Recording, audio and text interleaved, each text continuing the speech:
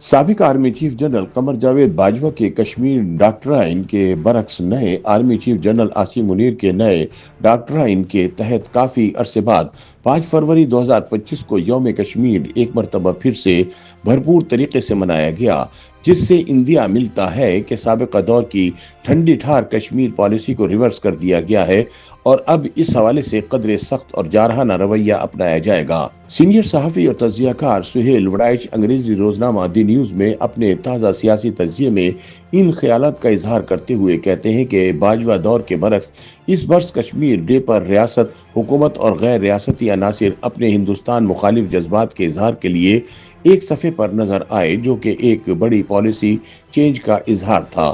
ان کا کہنا ہے کہ جنرل باجوہ کی زیر قیادت 2018 میں ہندوستان کے ساتھ جنگ بندی کے بعد سے پاکستان نے مقبوضہ کشمیر کے حوالے سے قدرے نرم پالیسی اختیار کر رکھی تھی۔ اس دوران اپوزیشن کی جانب سے یہ الزام بھی لگایا جاتا رہا کہ جنرل باجوہ نے عمران خان دور حکومت میں مل جل کر بھارت کے ساتھ کشمیر کا سودا کر لیا ہے۔ ناقدین کا کہنا تھا کہ اسی وجہ سے مودی حکومت کو بھارتی آئین میں مقبوضہ کشمیر کو خصوصی حیثیت دلوانے والا آرٹیکل 370 ختم کرنے کی جرت ہوئی۔ سہیل وڑائچ کہتے ہیں کہ عمران دور میں جنرل قمر جاوید باجوہ نے ہندوستان کی مودی حکومت کی جانب سے جموں کشمیر کی خود مختاری کی تنسیق کے بعد بھی اپنا مصالحتی موقف برقرار رکھا۔ جنرل قمر جاوید باجوہ نے اقوام متحدہ کی قراردادوں کی آڑ میں کشمیر کی آزادی کے لیے متحرک پاکستانی جہادی تنظیموں پر بھی پابندیاں لگوا دی اور ان کے اثاثے منجمد کر دیے۔ شاید باجوہ ڈاکٹرائن کا بنیادی مقصد بھارت کے ساتھ تناؤ ختم کر کے مفاہمت کی فضا پیدا کرنا تھا۔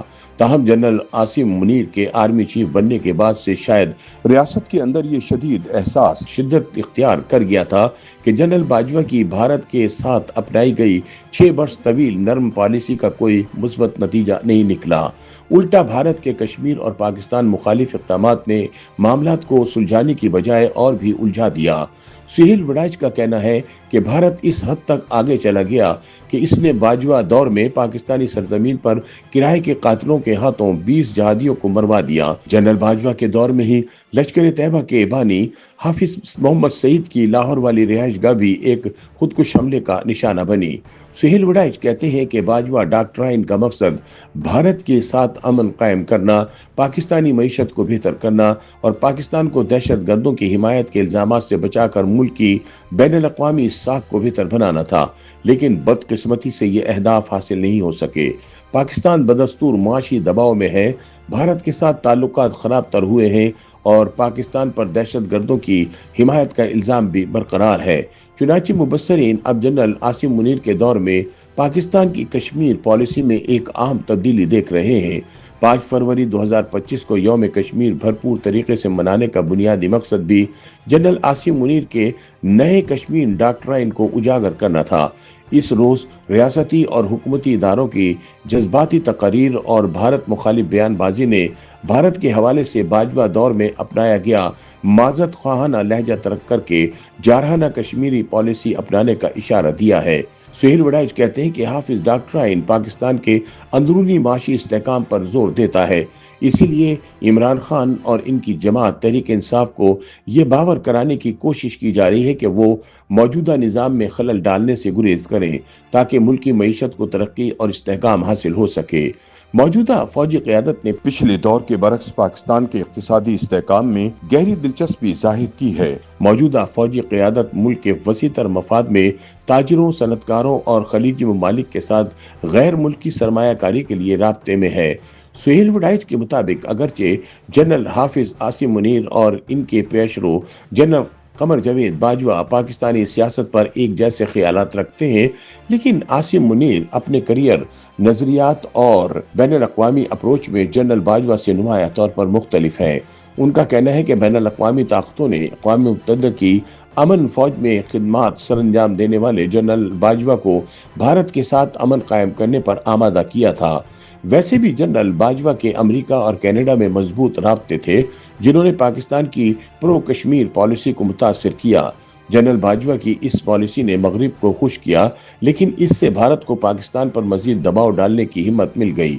सुहेल वड़ाइच कहते हैं कि जनरल बाजवा के बरक्स जनरल आसिम मुनीर को अपनी जात की नुमाइश करने और खुद को बढ़ावा देने का शौक नहीं है। वो खामोशी से पीछे रहकर मामला चलाने को तरजीह देते हैं। वो एक रिवायती फौजी अफसर की तरह पाकिस्तान की नजरियाती असास पर यकीन रखते हैं और अमरीका की बजाय खलीजी ममालिक के साथ इक्तिसादी और स्ट्रेटेजिक महाजों पर काम करने को तरजीह देते हैं। सुहेल वड़ाइच कहते हैं कि अमूमी तौर पर नाकाबिल एतबार समझे जाने वाले जनरल बाजवा के बरक्स जनरल आसिम मुनीर की अपने मुल्क और इदारे से वाज़ेह वफादारी ने इन्हें अपने इर्द गिर्द के लोगों का एतमाद हासिल करने में मदद दी है। सीनियर सहाफ़ी का कहना है कि 9/11 के वाक़े से पहले पाकिस्तानी इस्टेब्लिशमेंट हाफिज मोहम्मद सईद और दीगर जहादी तंजीमों को जहाद कश्मीर में हिस्सा डालने पर आमादा करती थी, लेकिन जनरल बाजवा के दौर में नए बाजवा डॉक्ट्राइन के तहत ये सिलसिला तकरीबन ख़त्म हो गया। दूसरी तरफ पाकिस्तानी फौजी क़यादत की जानिब से कश्मीर पर नरम पॉलिसी अपनाने के बावजूद हिंदुस्तान ने मुस्बत जवाब देने की बजाय पाकिस्तान मुखालिफ बलोच और तालिबान ग्रुपों की मदद शुरू कर दी, जिससे यहाँ दहशतगर्दी के वाक़यात में बड़े पैमाने पर इजाफा हुआ। चुनाचे मौजूदा फौजी क़यादत ने बैनुल-अक़वामी दबाव में आकर जनरल बाजवा की तरफ से इख्तियार की गई कश्मीर पॉलिसी का असर-ए-नौ जायजा लिया। नतीजा यह है कि हाफिज डॉक्ट्राइन ने बाजवा डॉक्ट्राइन को फारिग कर दिया है। सुहेल वड़ाइच का कहना है कि जनरल आसिम मुनीर की ज़ेर क़यादत अपनाए गए मकबूजा कश्मीर के नए बयानिए ने पाकिस्तानियों, कश्मीरियों और जहादियों को तो खुश किया है, लेकिन इससे अहम बैनुल-अक़वामी चैलेंजेस सामने आएंगे। भारत के साथ एक और जंग पाकिस्तान के माशी और इलाकाई हिकमत अमली के मसाइल को मजीद बढ़ा देगी।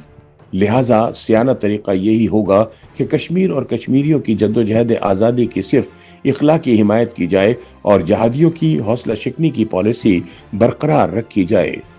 YouTube पर गूगली न्यूज देखने के लिए youtube.com की सर्च बार में गूगली न्यूज टीवी टाइप करें। गूगली न्यूज के पेज पर सुर्ख रंग के सब्सक्रिप्शन वाले बटन पर क्लिक करना ना भूलिए। YouTube पेज पर अपलोड होने वाली वीडियोस से बाखबर रहने के लिए बेल आइकन पर क्लिक कीजिए। आपको हर नई वीडियो के बारे में नोटिफिकेशन मौसूल हो जाएगा।